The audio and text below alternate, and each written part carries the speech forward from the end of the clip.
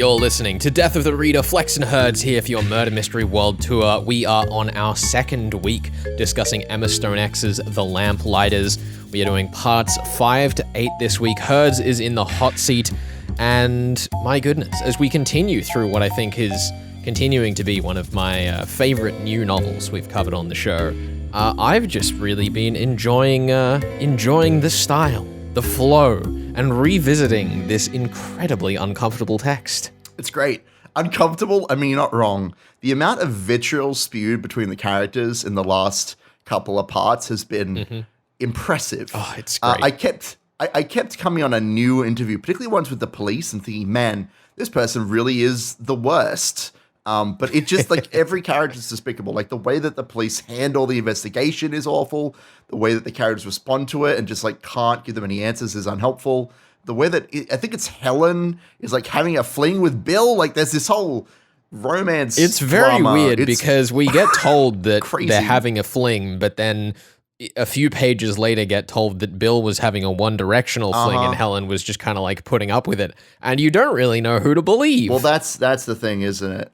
This story seems to have a very strong penchant for giving us two sides of the same story and seeing that they are wildly different. Yeah. Where Helen has this impression of, it was really not that important. And that portrays her as kind of an awful person in a sense, but also maybe Bill's just overreacting, It's very bizarre, and I'm kind of enjoying it. And I'm beginning to really appreciate what you said last week about how you kind of get tossed around on the waves of this novel as you're flung from perspective to perspective, because it's not just from the men on the lighthouse to the women at shore. It's like between even those characters, there are perspectives and subjective interpretations of events, which I'm really enjoying. One of the most exciting things in this stretch for me is how many stylistic changes we go through, because last week we were talking about there was a very defined style of this, ambient third person in the introduction, and then this kind of like ghostly poetic style prose on the lighthouse. I like that. And then this weird second person interview style on the shore. With our absent investigator, yeah. That basically put us in the seat of Dan Sharp, which was a really fun feeling for the way that this story carried through its narrative. But then when we get into parts 5 to 8, first of all, part 5 is another similar style of poetic prose on the lighthouse. It starts to get a little bit more chaotic. We get a lot of ghostly imagery. They think they see bodies in the water. There's kind of this very droning passage where Vince is going through and talking about all of the things he's learned from books while he's had little else to do on the lighthouse. It's just very weirdly, repetitively worded without actually saying the same thing over again even once. Yeah. It just gives me the creeps. Then we get back into part 6. We're on the mainland, and we go through with a normally written like third first person hybrid, as you'd expect from a crime fiction book, of the women on shore talking about the history and that affair you mentioned. Then in part 7, we go back to the lighthouse and things start to get even more wild. There's more droning sounds, more crashing of the waves in the way that the words sound out. And then part 8, just at least stylistically, we go back to that same interview style we had in the previous parts of the story we were talking about last week, but now Dan Sharp is there, and now it is written as Dan Sharp's notes.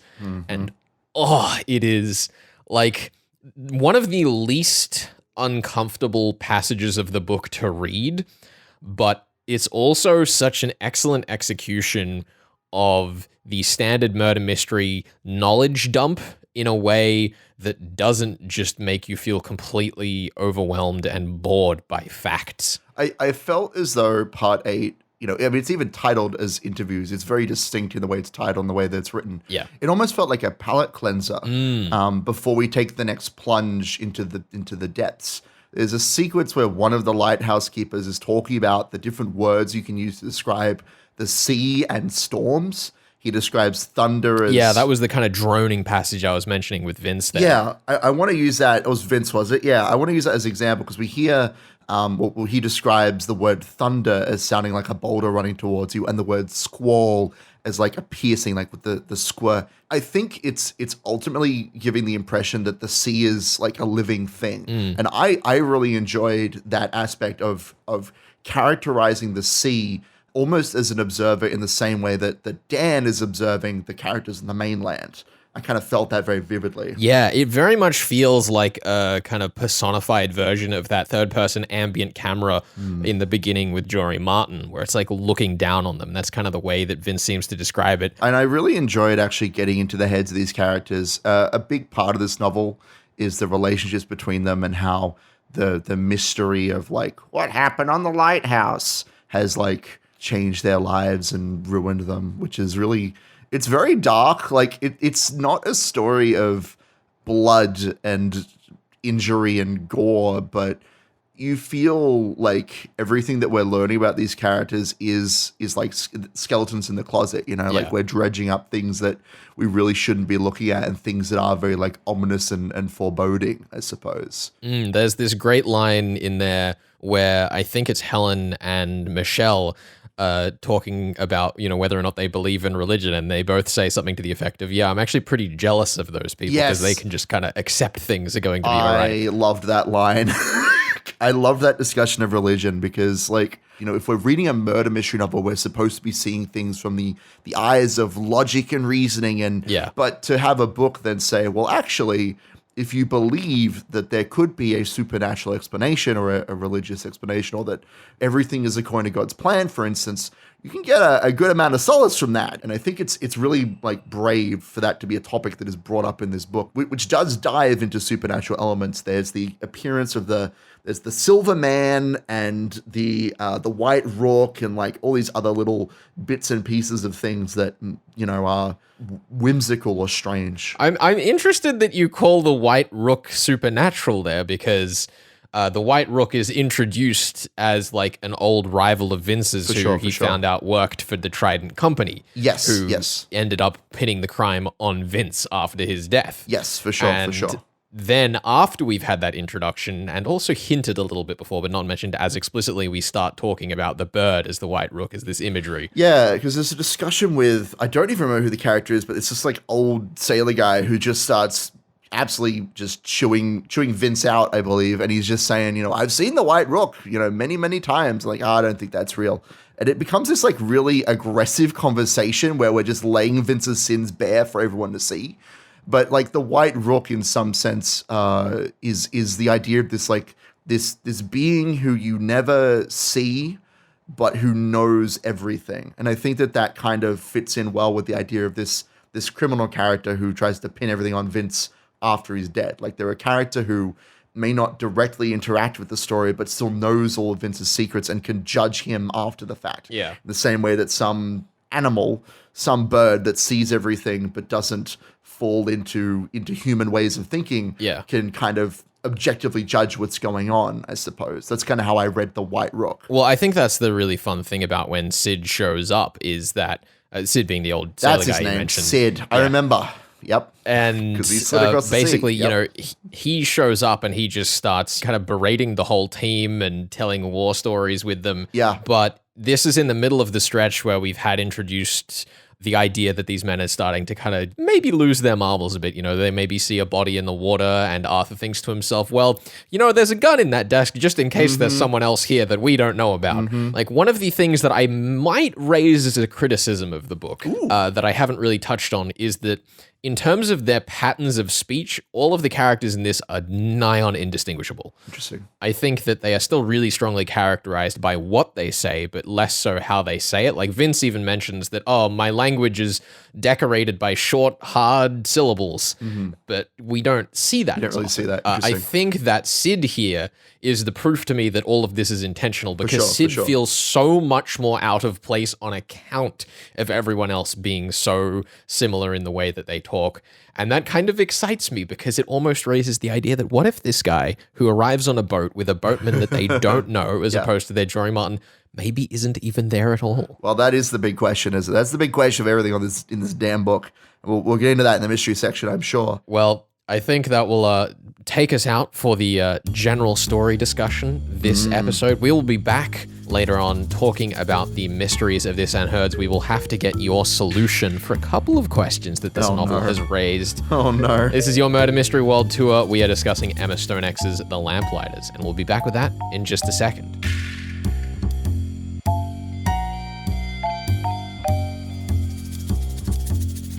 Hey, this is Herds. In a couple of weeks, we're going to be joined by Jim Noy from The Invisible Event and In GAD We Trust for the next book we're covering. And we thought it would be good fun to share with you a discussion from his show with one Tony Medawar, editor of an anthology of lost detective stories called Bodies from the Library, to chat about the project and the importance of newspaper murder mysteries. We'll have links up on the podcast so you can find Jim's show. Go let him know we said hi. This is Death of the Reader. Welcome to In GAD We Trust, a podcast based in and around classic era golden age detective fiction of the 1920s to the 1940s. My name is Jim. I blog at The Invisible Event. And the plan for this podcast is that each episode features me in conversation with fellow bloggers, with authors, with enthusiasts in the genre to talk about a topic of their choosing. Joining me this week, back for I think possibly record third appearance on the podcast, is Tony Medawar. Tony, welcome once again to In GAD We Trust. Thanks, Jim. Good to be here. Something I'm curious about is how difficult it's becoming to find stories to include, because obviously you've done a tremendous job popularizing these previously unheralded stories by potentially unheralded authors. So I know you talked before about all of the experience that you had going through British Library archives and various author archives and things like this. But realistically, how hard is it now to find stuff of a suitable quality that is genuinely unpublished? I imagine it must be very tough. Well, originally, I planned out the contents for 6 books. Oh, wow. So that's how far I got based on what I know, or what I knew at the time, which was 5 years ago, in fact. What I try to do with each volume is to include 1 or 2, possibly 3 star pieces. So, for example, the first volume included Agatha Christie's first short story ever published, which had never been collected. The second included the last Lord Peter Wimsey story and the last Gervais Fenn story. The third included what I thought was the last Roderick Allen story. Volume 4 includes another story by Crispin, the last Reggie Fortune story. Volume 5 and 6 will have stories in a similar vein.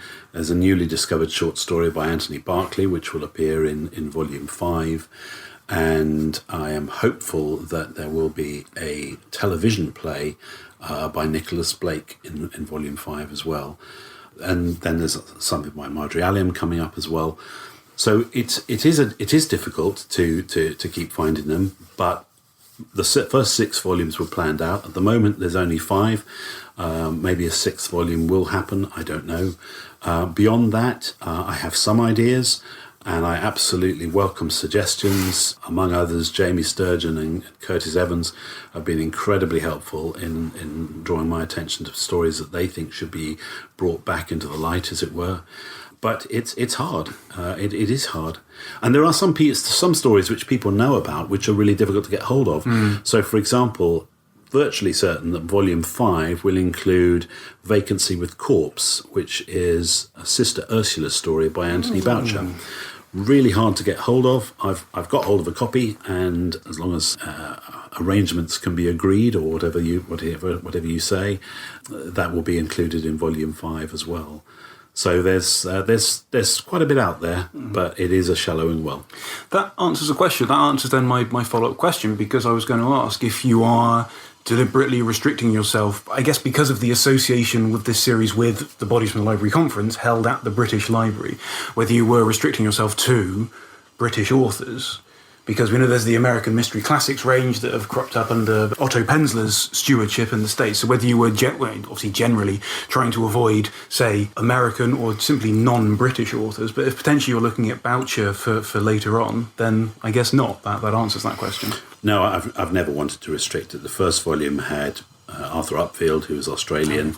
The second volume had Q Patrick, who's American, Clayton Rawson, who's also American.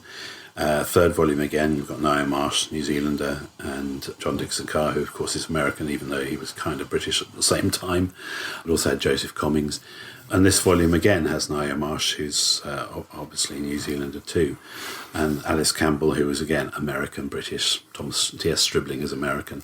So, no, I've never restricted it in that way. All right, let's move on then to one of the other 17,000 books that you've edited in the last year or so. Talking about stories in newspapers, you have recently overseen the collation of Anthony Berkeley's novel, originally published under the title Cicely Disappears, now under a new title, The Wintringham Mystery. Now, I'm right in saying, aren't I, that this was originally serialised in a newspaper. That link is not flawed. No, that's absolutely right. So the Wintringham Mystery is the original title under which Cicely Disappears appeared when it was serialised in the Daily Mirror just around a century ago. And it's easily one of the most elusive books in a golden age. I don't know anyone who has a copy of Cicely Disappears. It's a really interesting little story about a debutante and disappearance, an apparently impossible disappearance. It takes place during a séance, and it's really great that HarperCollins were willing to bring it out. So I'm hoping that will complete some people's collection of Anthony Berkeley's books, because I think there's a lot of people out there who would love to have the chance to read Cicely Disappears. I'm one of them, and this is their opportunity. That's really cool. Are there any other obscure novels that were similarly serialised? Not to say that this means you're going to oversee or that HarperCollins will consent to the republication of them, but are there any other books that are similarly hard to find that were, I mean, this was, I think, 30 parts, I think you said before we started recording. So were there any of the books that were cut up in that same way that have equally sort of fallen off the radar? So I'm not aware of any other books that were serialised that in the same way as The Wintringham Mystery, but there are certainly other rare books which it would be lovely to see back in print. The one that really springs to mind is The Trail of the Three Lean Men, which is a thriller by Noel Barkley. And in case you don't know who Noel Barkley is, it's Christopher Bush under a different pseudonym. And that's a story that I'm hoping we will see back in print in the next couple of years. So there's quite a few. The thing that amused me particularly about the Wintringham Mystery is back in the 1920s there was a whole spate of books being serialised as competitions. And one of the entrants for the Wintringham Mystery was Agatha Christie, who entered under her husband's name. And she also entered another competition, which was to solve the mystery at Norman's Court by John Chancellor. Now, these competition mysteries, it shows they were really done in a pre-internet age, because a few years later, Agatha Christie was asked to be the judge for another newspaper serialisation, and the story concerned was the President's Mystery Story. In fact, that had already been published in America, but because it was America, Amazing. You could be pretty sure in Britain that no one would have read it because it was America. So it was run as a competition in the UK, and as I say, Christie was one of the judges. I wonder at what point they stopped doing the mystery story serial, because there's obviously the very famous example of Edgar Wallace being bankrupted by this offering prizes for the Four Just Men. Wasn't the Big Bow Mystery done as a competition as well? That was certainly serialised. I think so. Yeah, I mean, I think you've got some round robin stories that still appear from time to time, and Bodies 5 will have a round robin story by 6 authors in it, in the same vein as the stories around the pictures or around in volume 3, the stories all set around two sentences involving an orange. Bodies 5 will have this 6-part round robin story. There's a wonderful round robin story. I say wonderful, it's not actually wonderful, but it's a wonderful lineup of authors. Peter Levy, Roald Dahl, Ted Willis, and Ruth Rendell wrote a round robin short story. So there are things like that out there. But no, going back to your original question, I'm not aware of any other competition novels that are undiscovered, as it were. But No. who knows? There may be. But nobody solved Cicely Disappears. Am I right in saying that? Nobody solved it completely. Okay. And the Daily Mail don't have any record of the original entries, because I was really hoping we could include Agatha Christie's solution as an annex, but they don't appear to have any records, which is not surprising. It's nearly 100 years ago. Yeah. Why would you keep competition entries? Yeah. Yeah, well, I mean, look at the sheer number of newspaper stories that you have collated in recent volumes, not just the Bodies from the Library, but the Freeman Wills Crofts collection that came out last year from Crippen and Laundry. There's so much short fiction. I mean, there's the Barry Pike collected Leo Bruce collection, isn't there?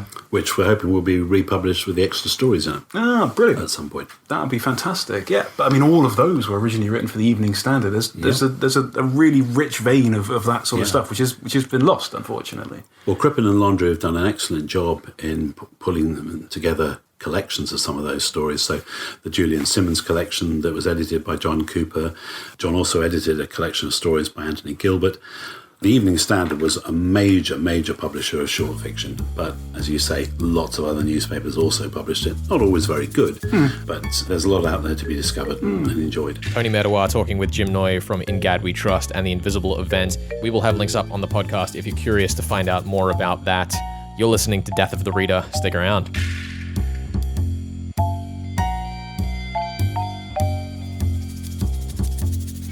You're listening to Death of the Reader. Flex and Herds here for your Murder Mystery World Tour. We are discussing parts 5 to 8 of Emma Stonex's The Lamplighters. Herds is the one solving the novel this week. I have read this many moons ago. We've already had Emma Stonex on the show to talk a bit about the themes of the story earlier this year. And Herds, Flex. there are 2 questions for you to solve. Oh, no. First of all, I need to know what happened to Vince, Arthur, and Bill on the Maiden. I need to know, as a part of that, whether you think Trident is covering it up or whether they were genuinely misled. Well, that's the first one's pretty easy. So let's go with the second. What's the second question? The second one is who Dan Sharp is to these characters. There is a line quite explicitly at the very start of part 6. Helen and Michelle are discussing, the arrival of Dan Sharp on the case. And Michelle says, "What does a novelist want to write about us?" And Helen responds, "I don't know. Why does anyone write about anything?" Michelle says, "There must be a reason." Herds, is there a reason? Yeah. The answer is yes, obviously. Otherwise, you would be asking the question. Obviously. If the answer was no, it'd be a pretty quick episode. I mean, I guess do you want me to start with Dan Sharp? Because I can do that. We can begin now. I have 2 possibilities here that I'm kind of toying between. Let's go. Let me tell you that, there's that line saying, why would you even want to write about us? There's also some kind of bizarre details that we get about Dan Sharp. We know that all they do is write about the sea, which is like a very deliberate choice. One thing that I'm shocked that this has eluded me for this long, that there is actually a 4th lighthouse keeper mentioned in the novel. Oh, yes. And poor Frank. I need to tell you that I was somewhat conscious of his presence. And so when they're talking about this idiot lighthouse keeper who pours his milk on before he pours his water into his tea, I was like, oh, they're probably just talking about one of the other 2 lighthouse keepers that are, in the lighthouse with them. But they're actually talking about Frank and what a crazy person he is. My primary theory right now is that Dan Sharp is probably not Frank himself, but either his son or his grandson. And he's investigating to see whether his father or grandpa might have something to do with it. However, there is another character in here that is mentioned. There's a rather explicit mention of a baby that wouldn't have anything. I'm convinced at this point that Dan Sharp is going to be related to these lighthouse keepers. I think that it is more compelling for them to be the little baby because they fall into the trope of the character who can say nothing and knows everything. Yeah. Or rather wants to know everything. This is who Dan Sharp is going to turn out to be. I'm going to say Jenny's child.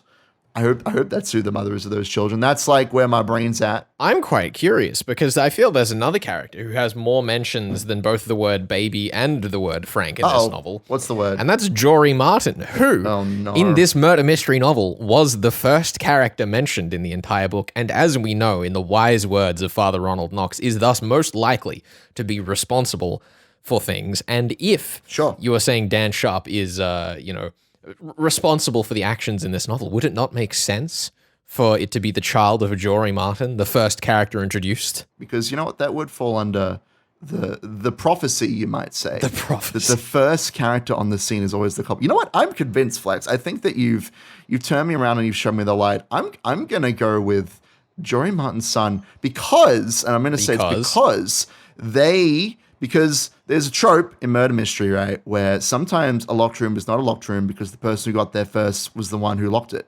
I'm going to say that Jory Martin's son is Dan Sharp because... You think that Dan Sharp is there investigating whether his father killed these three men? Yes, that's exactly what I'm saying. Because all the spouses, they all have this question of like, did my husband do it? And they want to let it rest because they don't want to think about whether their husband or their spouse or their cheating man who's sleeping with them did it or not. They don't want to think about it. Mm-hmm. So, therefore, this would be Dan Martin then is coming into town because he has the same question. He's like, did my father sneak onto that island, kill everyone with that, new lighthouse keeper as accomplice? He wants to lay that to rest just as much as the ladies do. That's what I'm going to lock in because that is a named character, and I think that is much stronger than Frank or Baby. I'm down for that. Oh, Lordy Lou. All right. That sounds excellent to me. Okay, so does that also cover your theory for the lighthouse then? Are you just suggesting that Jory showed up, killed three men, and left? No, definitely not. That would just be silly. That would be pretty silly. I think that the conclusion of this novel, and you mentioned Trident House, I think that they are very much misled. Interesting. I think that they don't know what really happened, but I do agree that their efforts to like pin it on Vince are real. They're like, we don't know who to blame in this situation, so let's just pick the convict because that'll wrap things up nice and easy and stop anyone from trying to sue us, basically. But I don't think that Trident House knows the truth any more than anybody else does. And there's a quote I want to use to kind of support this theory. Okay, here we go. Helen has a line that says, "Your own stories are always going to feel the most significant." And I have subtitled this quote as Helen asserting her dominance on the story. And I, again, stand by that. I think that what it is going to turn out by the end of this story is that we do not get a solid answer. I think that any one of the three men could have done it feasibly. I remember a detail that you drove in on last week was that all the banisters and stuff had been scrubbed clean, and that could be scrubbing clean of blood, or it could just be that they never got dirty in the first place. And there are so few actual mystery details that we get, and so many little clues that seem to contradict each other, like the fact that the clock stopped, but there's no dagger in the clock or any sign of a storm at all. I think the clocks being stopped is definitely the kind of biggest mystery thing we get in this story, because weirdly enough, thing, though. It's a trope. In most murder mystery novels, we get a small lead up to the crime, the murder, and then a long stretch in the direct aftermath of it. Yeah. And this story has us before the crime for almost the entirety of the novel, with the lighthouse keepers on the Maiden, and then has us 20 years later with people who genuinely have no clue, it seems, what happened on the mainland. And as far as mystery goes, that means that we are so far from any direct concrete evidence. We are basically predicting what crime is about to happen for most of the novel. That's the thing. Can I tell you that the way that the relationships between the three lighthouse keepers are written feels like the moment before the author decides who the killer is. They're setting up all the complicated relationships and leading themselves, trying to delve into the characters, but they haven't actually decided who the killer is yet. That's how it kind of feels to me. Yeah. I think that's a really interesting point. I wouldn't have said that myself, but I do I would. Kind of see that now that you've said it. And now that I've got the moment, the sea is the culprit. That is what I was driving towards earlier in our conversation when I talked about the sounds of the sea and the characterization of the sea. It is not a fourth person on the island, as Dan might suspect. It is the sea itself. That is the fourth character in that part of the novel that has killed the men. It is their relationships with each other and with the people that is caused by them being on the lighthouse and in the throes of the sea. That is the cause of the deaths, regardless of who struck first or if it was an axe or whatever. The isolation of the sea is what is the ultimate driver of their demise. I love it. The sea is the love culprit. it. Kurds, thank you so done. much for indulging us in your wonderful theory crafting. I've enjoyed this one. This has been Death of the Reader. We are discussing Emma Stonex's The Lamplighters. We will be back next week with parts 9 to the end of this story. I hope you're as excited for it as I am. Really looking forward to revisiting this particular stretch. So ready. This is your So Murder ready for Mystery this. World Tour here on 2SER 107.3, and we will see you then.